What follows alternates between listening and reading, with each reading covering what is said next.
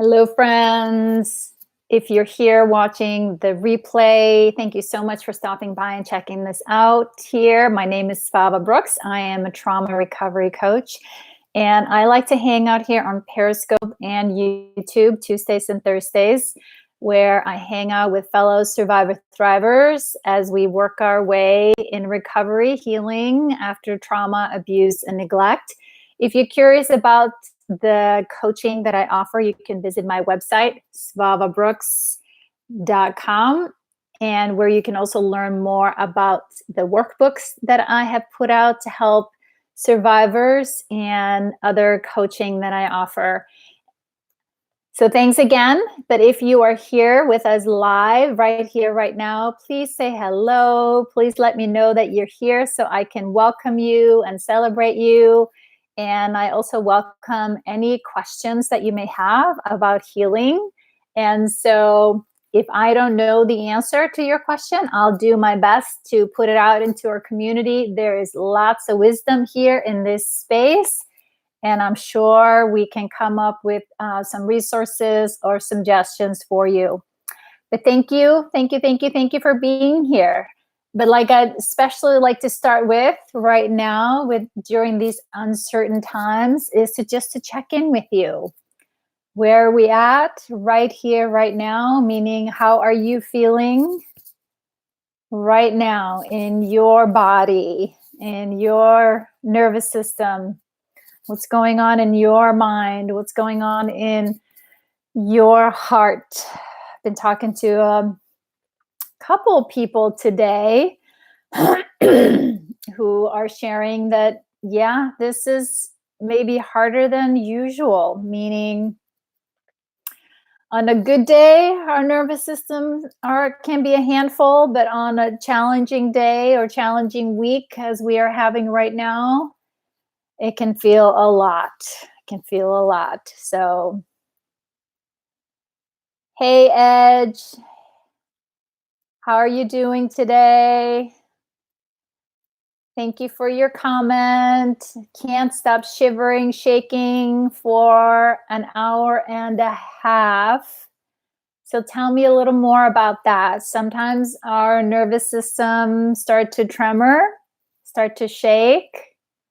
Having allergy symptoms today. So don't mind me. I am healthy. I'm not sick, but I'm definitely noticing that in the back of my throat. So tell me a little more, my friend. I'm happy to support you if I can. Tell me a little more about where that shivering and shaking perhaps has come from for you. But it's some good tools to start with to help calm down our nervous system. My favorite are any self-compassion practice, any deep breathing, grounding, doing the best we can right now. That goes for all of us, right? And we maybe are going from our nervous system, our mind, going into a lot of shoulds, pushing us to stay active, to stay busy. That sometimes is a way to cope with overwhelm, get something to do because this mind is pushing. Hey, Rachel. Hey, friend. Or we go all the way into recognizing, since so much is out of control right here, how can I gain some sense of control? Hey, friend, you said, I've tried my vitamin that I'm supposed to take. I've tried to walk. I can't. Sorry. So I am so sorry to hear that. Breathing isn't working either. Have we tried tapping perhaps? And also what I would suggest maybe to put your hands or feet in cold water, put some cold water maybe on your face. So do you know what started the shaking? Was it something that set you off, my friend?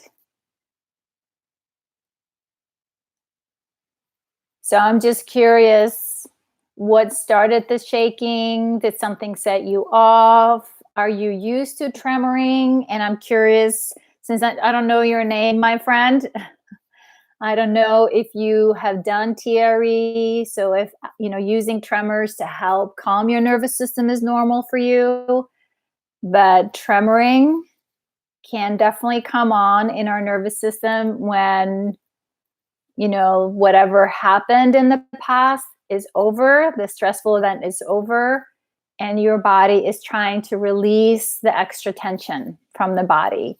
So it doesn't have to be a bad thing, but just as long as you feel like you can contain it, that you're okay with it, that you feel safe with it, then it's okay. It's okay. It's okay. Because when we can stay grounded with it, we can override. We can override it. So, how are you doing today, Rachel? How are you doing? I heard from a couple. I hear you. I hear you. Just on the edge all the time since all the pandemic stuff. I hear you. You are not alone, my friend. You are not alone. Absolutely not. And that's something sometimes is helpful for us to remember, that we are in this together. We are not alone, living in a state of fight or flight for weeks now. I hear you. I hear you. And you say you've tried some deep breaths.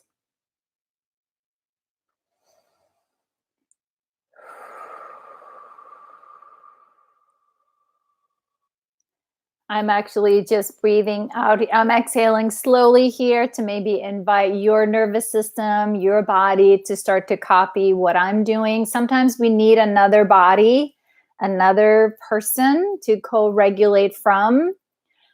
So if you feel comfortable to inhale, like inhale right now on the count to perhaps 5,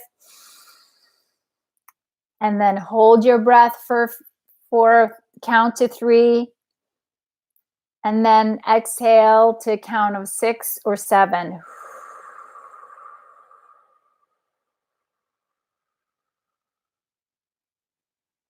And let's do that a couple more times. Hey, Rob. Inhale again on the count to 5. Count to 5 on your inhale. Hold your breath for count to 3. And then exhale.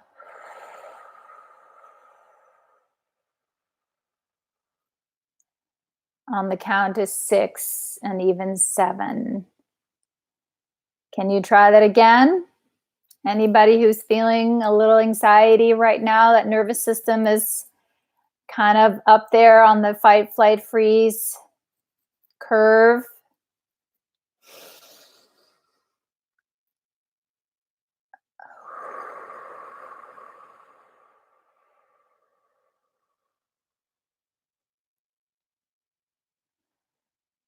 So keep going a few more times, my friend Edge. I don't know if your name is Ed or Edge. So we are here with you. We are here with you, my friend. Actually, just breathing in and out with you, I am finding my shoulders just dropped a little bit. We're just helping a new friend. We hold our hands, and you can keep breathing as I'm doing this here just to model for you.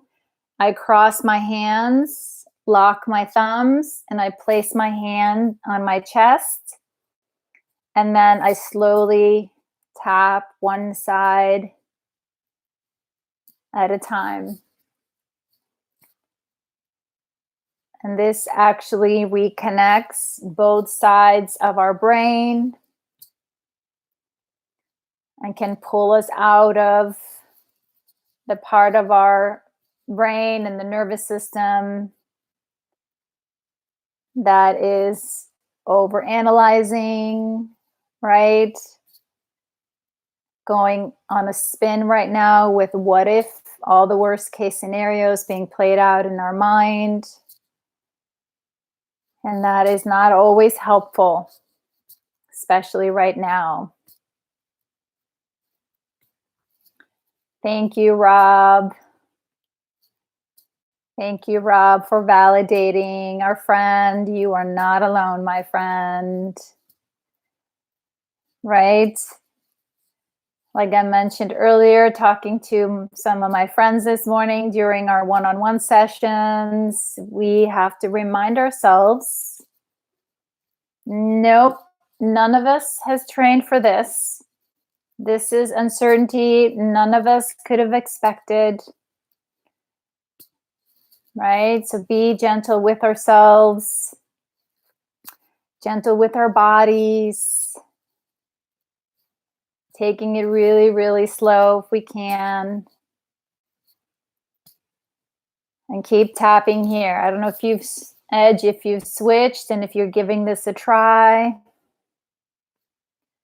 With all these tools, the more we practice, the better they work for us. And I'm feeling it right now, just with this tapping that I've been doing here for a little bit. My back, down my spine, I can feel my awareness.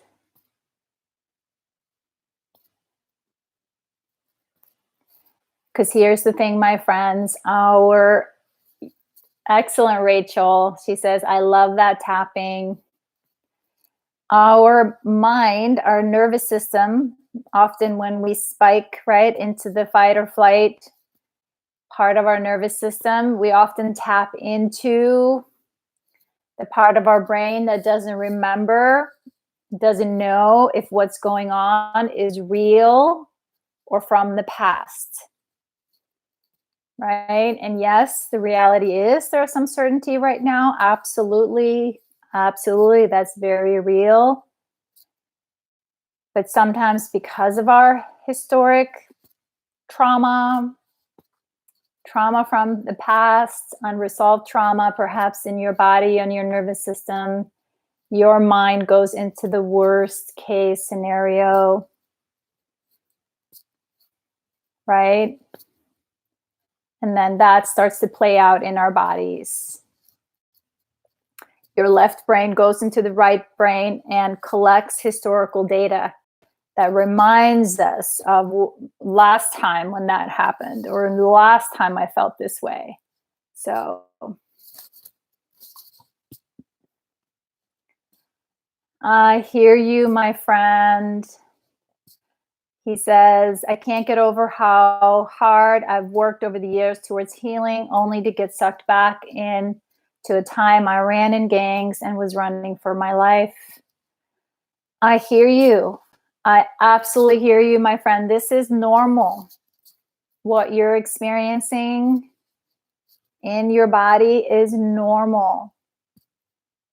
I've been sharing with my tribe right here and in our closed Facebook group is that earlier, see, it's all a blur. Was it this week or last week? I woke up to some memories. I woke up. Hey, Ricky, I'm so glad you're here. Hey, Sue. I was sharing with Edge, right, that about a week ago, I woke up, right, to some thoughts and fears that I have not heard from in years. In years. And so that reminded me, right, that when our body gets triggered, and sometimes we don't know what sets it off, but I know what sets it off, right? Right now we're in this together. A lot of us are being triggered. So it was like an old friend that came to visit. It was like an old friend, and I was a little shocked. It's like, oh my goodness, I have not heard those thoughts. I have not felt this fear. in a long time. And then I was able to use my tools, right? Tapping, grounding, moving my body. And I use TRE, tension and trauma release tools to remind my body, right? Looking around, right? In this moment, I'm okay. Right in this moment, I am okay. Yes, this is hard. Yes, this is uncertainty.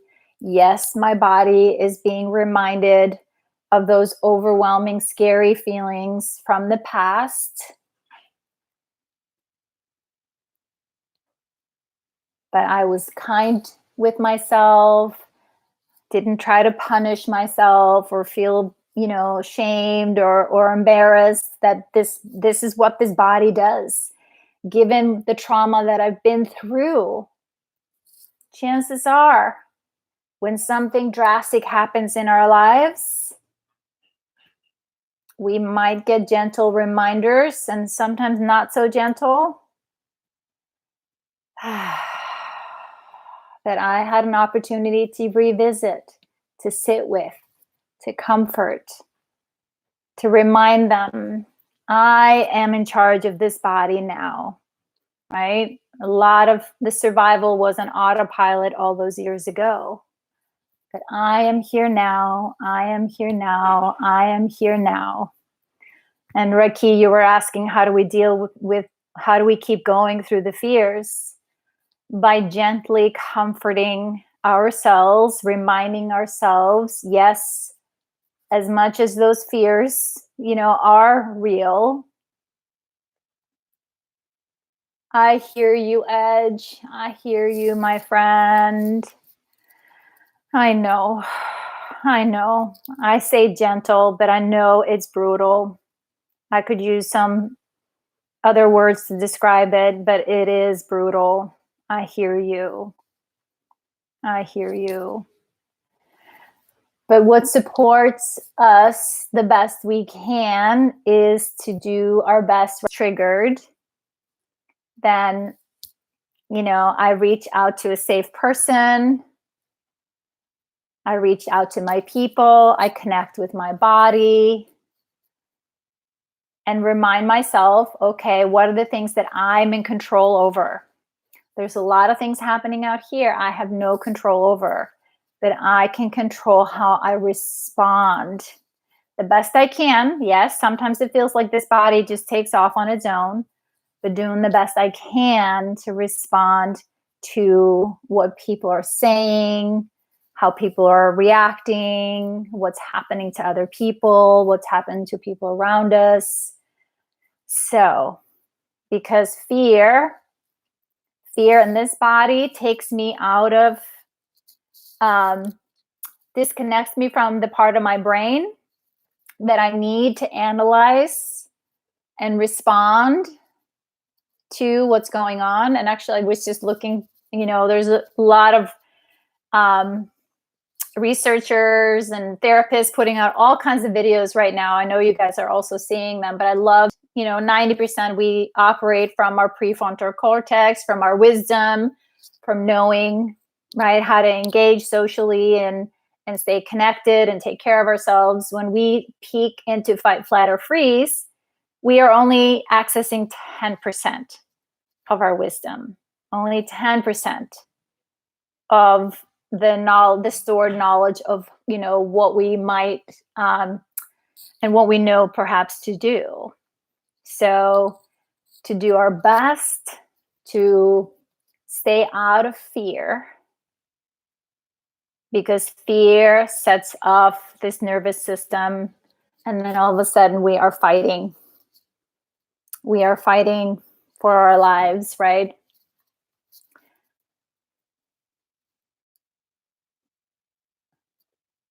Good. I'm glad you find it helpful, that it supports you. We're all in this together. So, hey, Denise, glad you're here, my friend.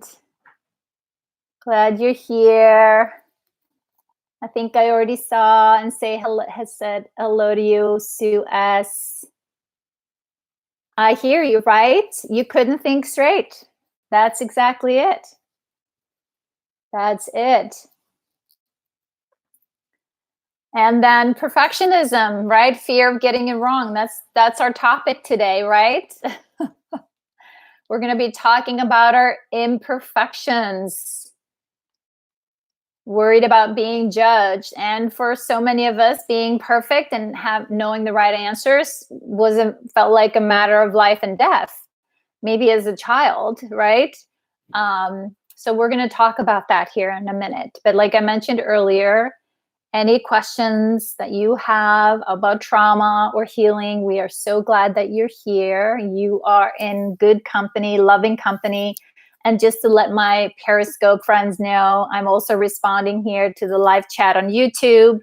If you'd like to join us, you can find the link to my YouTube channel in my Periscope profile. So Sue S says, I feel the same way.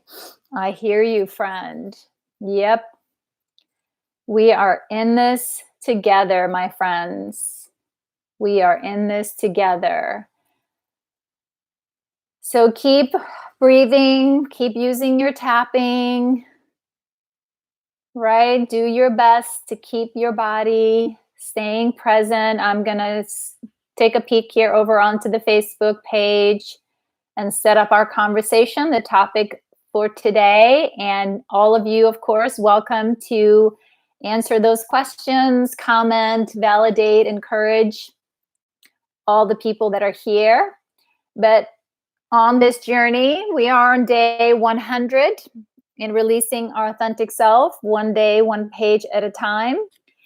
And today we are talking about perfection, imperfections, right? And reflecting back, guess what? You don't have to pretend to be perfect anymore to stay safe.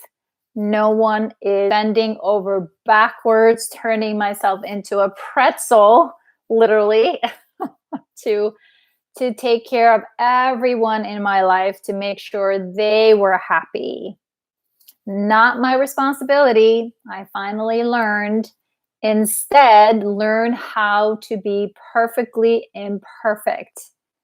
Embrace your wonderful, beautiful imperfections. That is your authentic self. And how do you consider?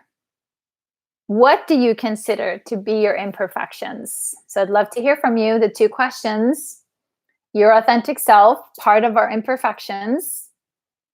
What do you consider to be your imperfections? The first question. And the second one is, what is one way in which you can change your opinion about these imperfections so they suddenly become a beautiful, wonderful, unique part of your authentic self? And we had lots of share today, comments on this. So I'm going to jump right in and I'm going to share with you what Donna shared with us. So this is shout out to Donna. She told me earlier, unfortunately, she's not going to be able to be here with us live, but she is watching the replay. Thank you, Rob. Thanks, Ricky.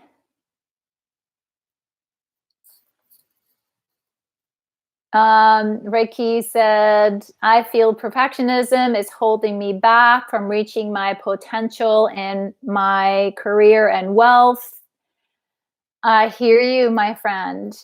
I hear you. Can we validate, Ricky, that she's not alone? I definitely, held back for a long time. And it was hard to dig in deep, getting in touch with those deep core beliefs about my value, about my worth, about being seen. And when growing, I don't know what I'm doing. And it's so uncomfortable that I get paralyzed. I hear you. I hear you, Ricky. And since I know you know the inner child inner bonding language, right? Is to honor the body, honor the discomfort, honor the feeling. Because, right, if it's discomfort in the body, it's something that's asking to be seen, to be heard, to be validated, to be held, right? And chances are it to do those things in the adult world. And so maybe it's asking for your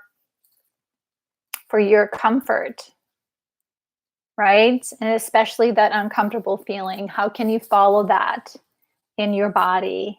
You know, hand on your heart, hand on your stomach, right? Turn inwards. Definitely oversimplifying, Ricky, but I think you know what I mean. So, but I'm so glad that you're here and sharing. So Donna's comment on this today, she said it's okay to share. What do I consider my imperfections? Owning a lifelong pattern is inescapable now that COVID-19 has eliminated all my distractions. Here's a huge imperfection that I have euphemistically called peekaboo. It relates to my social engagement style. Here's how the game is played. And please chime in if you can relate. Hey, Periscope friends, I'm responding to comments on YouTube. You can find the link in the profile. Thank you. Here's how Donna plays this game, right? Donna sees people. Donna wants connection. Donna smiles, makes overtures, and connects. Then, drum roll, please. For reasons unclear, Donna becomes fearful. Alarm bells ring, and Donna begins the distancing mode. This pattern is self-inflicted psychic torture. A very powerful part reads from a well-worn list of negative beliefs. The results are always the same: reduced social contact, isolation, grief over the imaginary rejection and worthiness, and finally, futility. Ironically, it's the antithesis of Svava's "you learn to be this way, you can learn to be different." My inner voice commands with certainty, you were born this way, you will die this way. Finally, because these messages are believed and I've actually distanced myself, there is a very real falling away of social connection and friendship. That inner voice seems to always have the last word. It gloats. See, I told you so. The game concludes with a reset and repeat cycle. With tremendous effort and questionable results, I've been attempting to derail this pattern by becoming very clinical and ask myself, where are the facts? So, can you guys relate? I can see just here in your comments in our Facebook group, right? Someone said, you just mirrored my heart. Hugs, ditto. You wrote your thoughts, but you put a lot of my thoughts into clarity. So, Donna, you are not alone, my friend. You are not alone. All right. Thank you, Rob.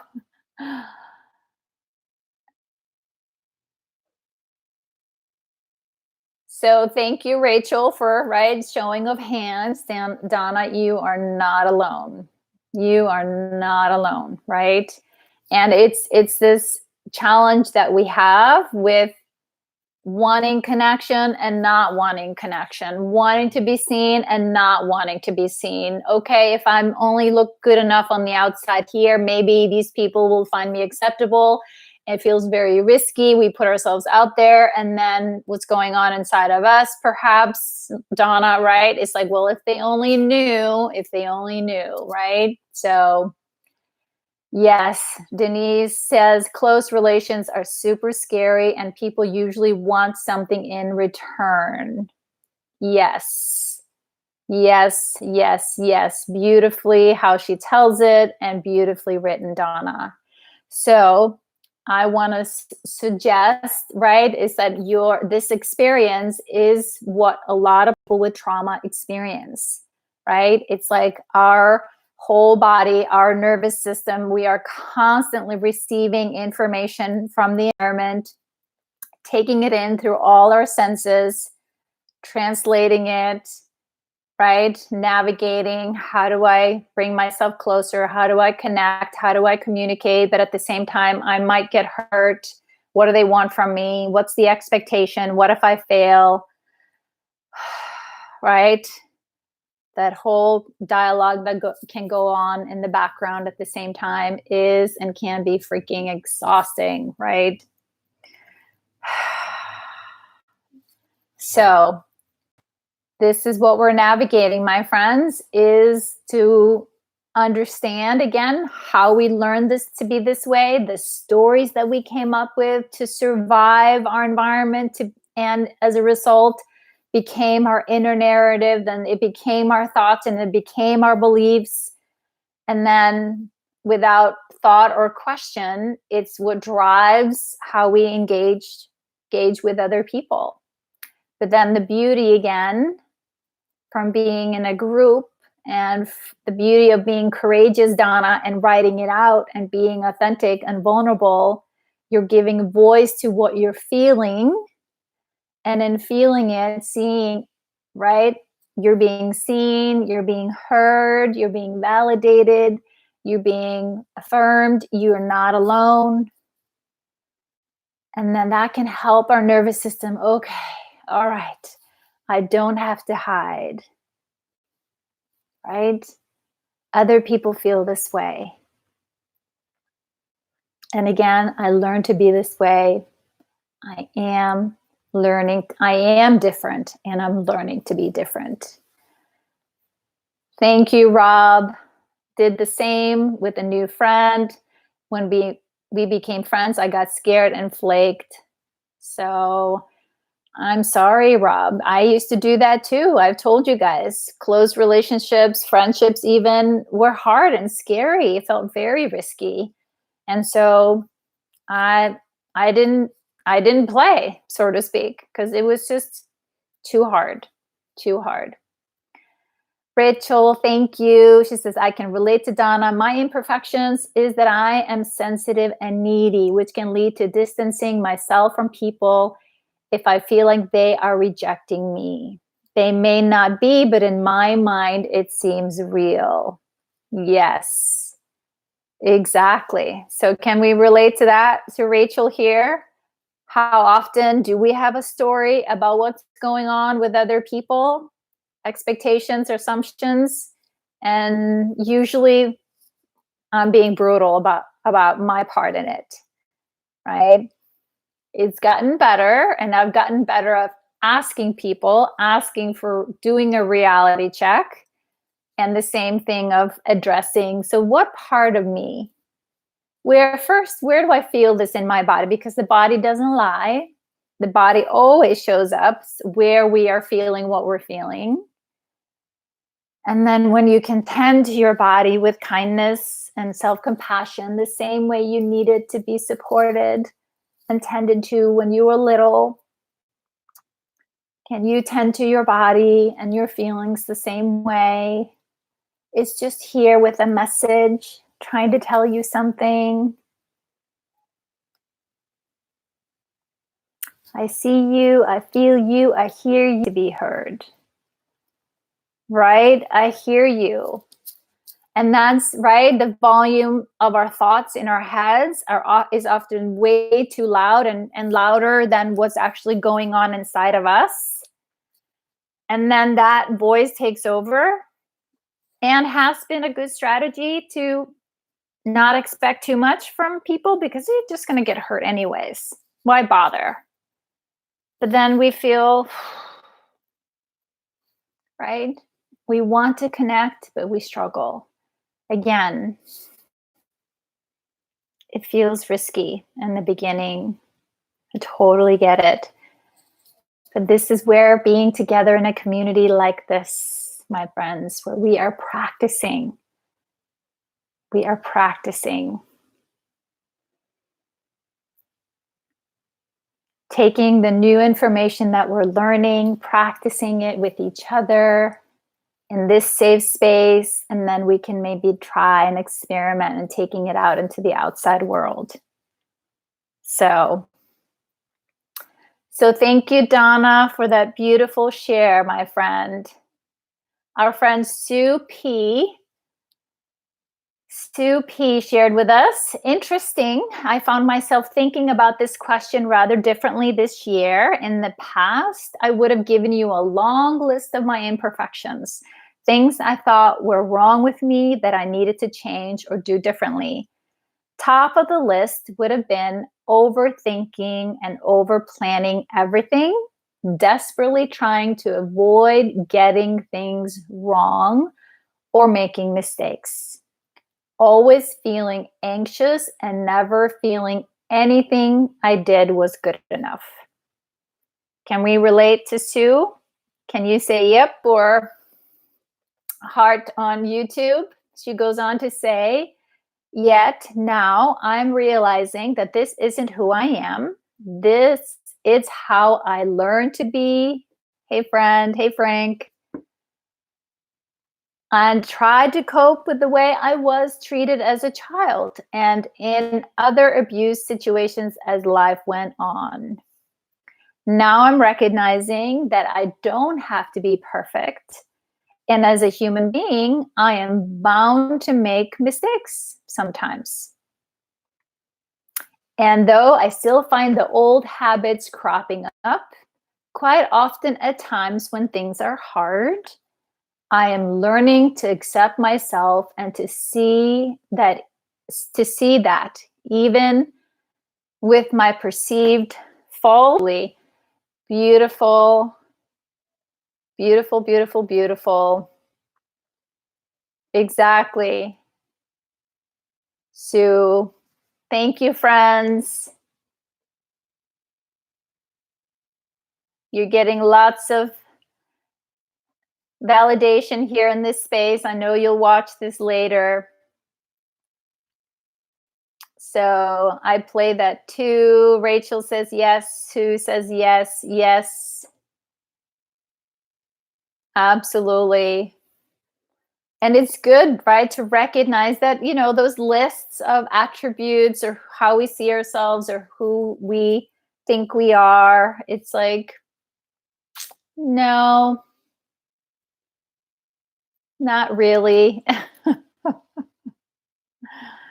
Not to ourselves, because we are all beautiful, imperfect, perfect beings.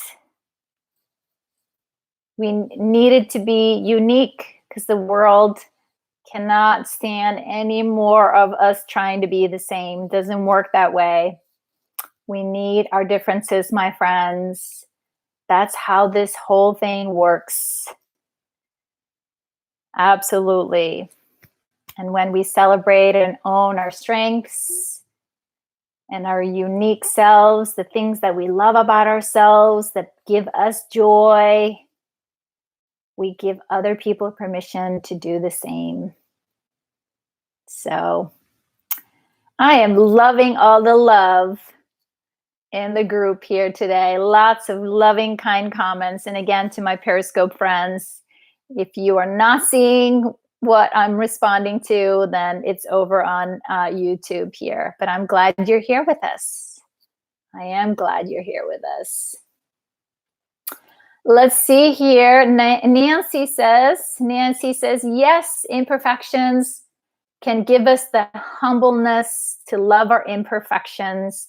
That is what keeps us on the wellness path, always stronger when we walk that path with others. Beautiful. Thank you, Nancy. Thank you, thank you, thank you. And Rob shared with us today.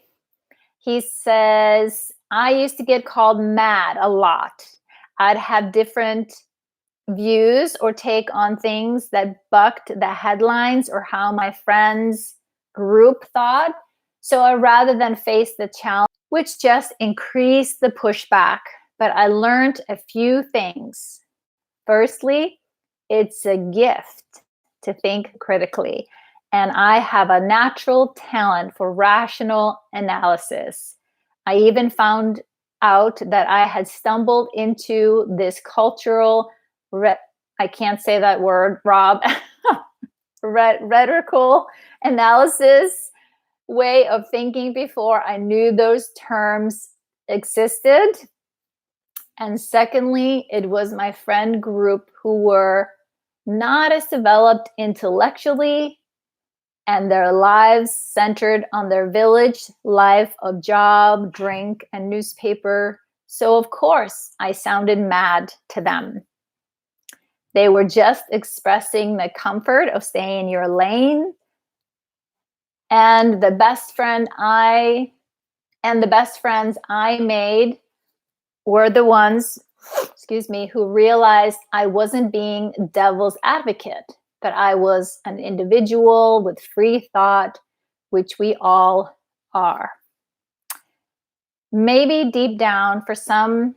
So I'd say realizing that being different is a good thing was a blessing, but it's hard in a society that's built to produce homogeneous consumers to sell things to.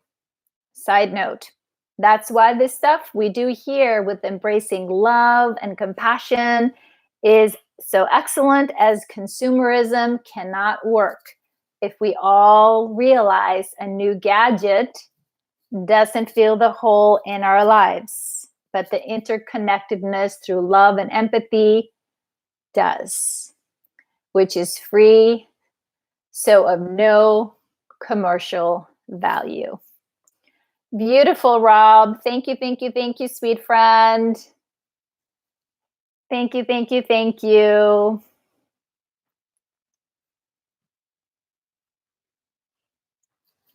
Yes, Ricky, absolutely. So beautiful insights and wisdom that you guys are sharing. Yes, you got that, Ricky. People and the universe wants us to succeed. Absolutely. Absolutely. So it's right, we get in our own way, all right, because of our old stories about the past. So let's see here. Sue S shared with us answering the 2 questions. And if you are here on Periscope and have any questions or comments about healing or recovery, I welcome them. And we are talking about our imperfections, how we need to embrace and accept our imperfections. And I'd love to hear from you. And I'm reading from our closed Facebook group that we have as a community for the readers of my book, Releasing Your Authentic Self. And if you'd like to learn more, please feel free to send me a private message, but you don't have to be a part of that to join our conversation. So we welcome you. And let's see, Sue S. Just saw your comment pop up here. Get ready. She says, I consider doubting myself to be one of my imperfections. I analyze things rationally and even make compassionate lists of pros and cons, but then doubt the validity of my thought process. I express my analysis to someone close to me only to be told I'm overthinking everything. But it's important for me to break things down logically and rationally before making what I consider a sound decision, especially when it will affect someone else. Can other people relate to this process? I'm a list person too, and I understand. She goes on to say, I know this stems from always being told what I thought and felt didn't matter and would never matter to anyone else in my life. No matter what I did or said, I wasn't important enough to even think of making a difference in my close surroundings, let alone the world, even though this has always been my number one goal. If I could change myself enough, it would certainly cause others to value me and my opinion and possibly listen to my ideas to create a positive change. My goal before I die is to leave the world a better place, even if it's something small yet inspirational, like a poem that touches the heart of another person who then shares it with another, and so on. I used to be able to write such powerful poetry and was told I made a difference, but it was taken from me in the form of depression and self-loathing. I suddenly felt undeserving of the gift and was severely blocked from writing anything else until now. Thank God. If only I could accept my imperfections enough to free myself of the issues of self-doubt and unworthiness. I am starting to scratch at the very imperfection, and I am writing again. So hopefully soon I will be free to inspire others with my words written from my own existence and my experiences. One way I can change my opinion of these imperfections is to practice compassion to my inner child and soothe her self-doubts.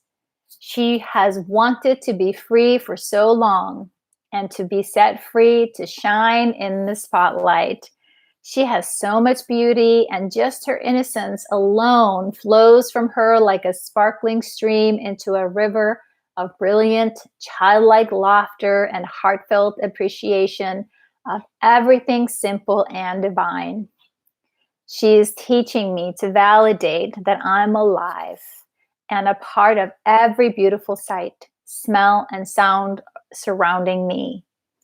I can create a magnificent song that my heart can sing each and every day that will fill my soul with joy just by appreciating my self-worth and loving each and every part of me. This will overflow into my relationships with those people I choose to surround myself with and those I serve in community service. I have so much to be grateful for, and I need to live those gratitudes in everything I do. Hopefully, my actions will inspire others to do the same. And in those very deeds, we can change the world as we know it in a very simplistic and compassionate way. Beautiful, Sue. So, so beautiful. You just made my heart sing. So beautiful. And yes, my friend, you are clearly a writer, a gifted writer, my friend. Ah, that's right. Exactly, Rob. That was what I was thinking as well. Can I mission complete regarding your inspiring words? That share was poetry. Absolutely. I was so moved. Can feel my feelings right here behind my eyeballs, and my heart is singing. And I'm so glad that you are sharing them with us. It is a privilege, my friend. Yes, she is an amazing writer. Absolutely. So we see you, we hear you, we celebrate you. And it's a privilege to get to see that.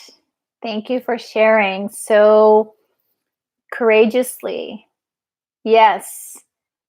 And encore, encore, exactly. That's beautiful, my friend. How are you doing, Denise? Just want to check in with you just as I see your name pop up. Yes. Sending you lots of love, Sue. Thank you so much for that writing. And I'm very sad to hear that you've, right, that old belief that you're not good enough or that no one wants to listen.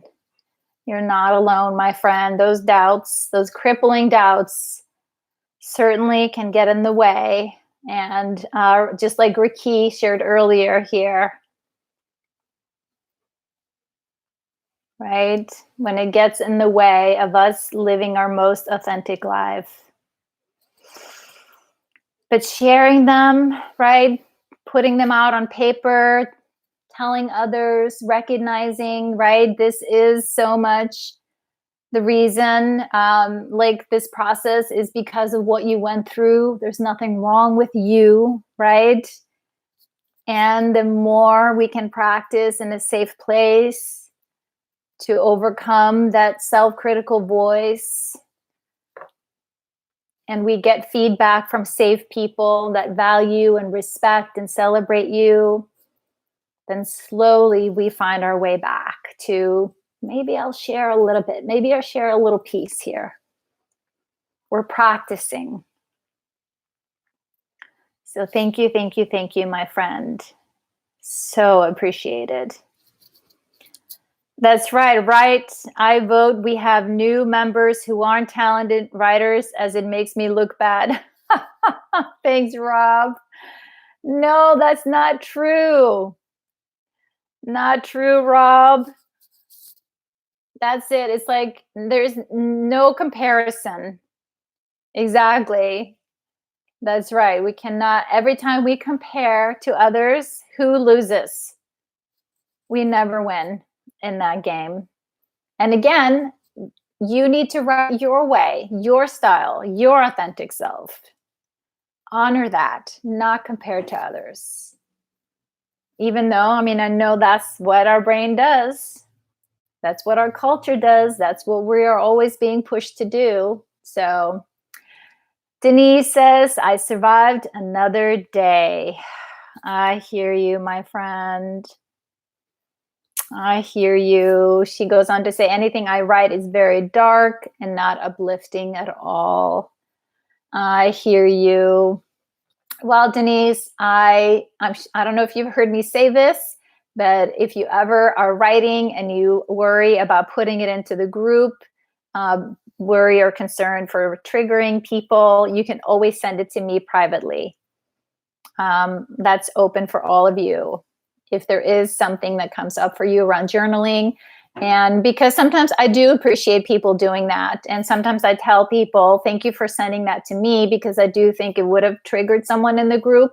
But you writing it is important and healing. You sharing it with another human that welcomes it and reads it and celebrates your strength and doesn't turn away from you for writing it, for sharing it, is so important to our healing journey. So I want you to know that, and you've heard it right here. So, and sometimes, right, that to let that stuff out, what we consider the dark or the painful or the harsh, it makes room for other lighter things, for a little bit of love, for a little bit of, right?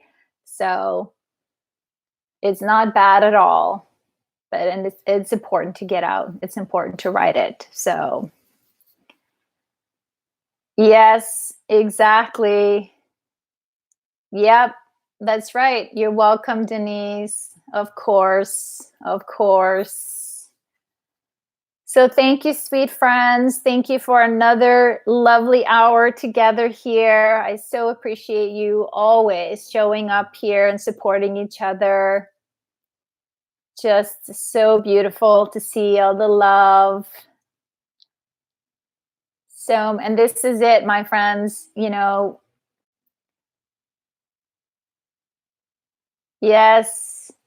Thank you, friend. You're welcome. Thanks for being here. I appreciate that. And just so you know, I'm interacting also with people on YouTube. And if you want to learn more, about my work or the conversation on YouTube, you can find the handle uh, on my Periscope profile. But thank you. Thank you for your comment. But I pulled a card for us today. And just before I share, I was saying that this is how we heal. It takes a village to heal, my friends. It's like we cannot do it just with one other person in our lives. It's a lot. It's a lot. Like I said, what saved me and my healing journey was that I literally had 10 people on speed dial before the internet. So when I was having those hard days, those hard moments, I could reach out. I'd go down the list until I found someone just to listen to me, another human that I could hang on to for that moment when I was feeling overwhelmed, when I was feeling in that dark spot, right? When I was like, I cannot go through another day. This is just way too hard. I don't know if this is worth it. Can you just tell me and remind me, why am I doing this work? This, my friend, is why we need each other, why we need a community. We do not do this work alone. And it is, each time we talk about it and hear and see each other, we are rewiring our brain. We're rewriting our stories. We are creating a whole new narrative, a new experience about who we are. And that's part of the healing. So today, I don't know if you needed this gentle reminder. Been pulling out blessings, the card blessings for for the last few times we've been getting together. And tonight, one day she woke up and decided to be healthy. So this goes for all of us. And part of staying healthy right now is to do our best to calm our nervous systems, be gentle with our bodies, close all social media, don't listen to too many news, get some sleep, drink a lot of water, eat good food. And remember, no matter what, you are loved, you are appreciated, you are seen, you are heard, and you belong, my friends. Well, with that, I say good night. I'll see you guys back here on Tuesday. And if anybody's interested, I will also be in our Journey to the Heart Facebook group tomorrow, which is free and open to anybody looking for support. All right, friends, take good care. Have a beautiful night. Thanks again for being here. Good night, family.